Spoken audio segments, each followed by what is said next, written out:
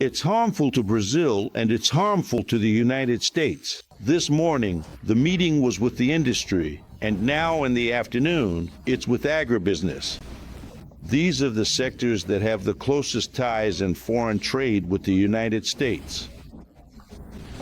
Orange juice, fruits, coffee, honey, meats, the wood sector, pulp and paper, and, well, several other sectors in agriculture. Yes, the industry was also here with us, including the meatpacking plants, and it was a very productive meeting. We were able to hear from them, to reaffirm our commitment to dialogue, which is President Lula's commitment, to promote dialogue and to work together to reverse this situation. There was a point raised here about the deadline being tight and a request for an extension, but the government's intention is not to ask for more time, but rather to try to resolve everything by the 31st. So, the government will work to try to resolve and make progress on this issue in the coming days. And all of them committed to participating and working with their counterparts. They export to the United States, have importers there, or vice versa, import from the United States, integrated supply chains. Sometimes you have integrated chains. So, we also need to work with American business people, showing that this isn't just a loss for Brazil, but also a loss for the American population, because there's economic complementarity, right? In fact, an important point, from January to June, our sales to the United States grew by 4.3%, but U.S. sales to Brazil grew by more than 11%. That is, their surplus in the goods trade balance has even increased, and in services it's even greater. Minister, what should be done? What is the government's recommendation for those sectors that deal with perishables, where the time frame is much tighter? So, this issue is important and urgent because we have two factors. One is perishables, the other is what's already been shipped, right? These are two issues that require attention to timing, and that's why we're all committed to working on this. Tomorrow we are going to meet with ANCHA. The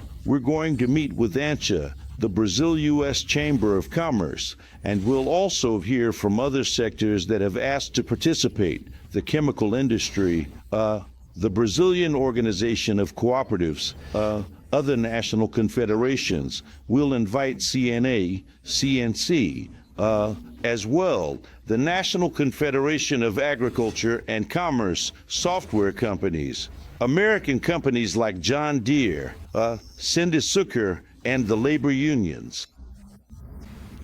Yeah, Força Sindical, CUT, UGT. Anyway, these conversations are ongoing. President. But there are several sectors here from the agribusiness industry, right, from agribusiness, from agriculture and livestock, that it would also be interesting for you to hear from. President, when is the U.S. Embassy going to have a dialogue with them? The charge d'affaires, Gabriel Escobar, was in Sao Paulo today at a meeting organized by, the former president of FICE, Paulo Scaff. And according to Scaff, he said he will take the requests, presented at the meeting in Sao Paulo to the United States government.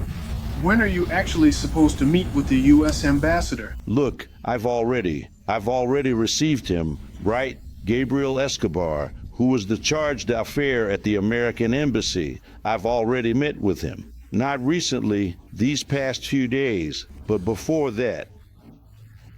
And we've maintained important contact with Secretary Howard Lutnick and with Ambassador Greer, who is from the USTR. The decree established the committee made up of the Ministries of Industry, Finance, the Civil House, and the Ministry of Foreign Affairs, and it regulated the reciprocity law. So now we have the law, the decree now regulating the law, and, on the other hand, the committee set up so we can listen to the productive sector. We've heard from industry, and now, this afternoon, it's agribusiness's turn. Tomorrow, we'll continue with American and Brazilian business people, cooperative organizations, CNA, CNC, and other sectors that want to be heard. So, I think the next few days are going to be very important for us to reverse a situation that makes no sense whatsoever from an economic or commercial standpoint. It's harmful to Brazil and it's harmful to the United States.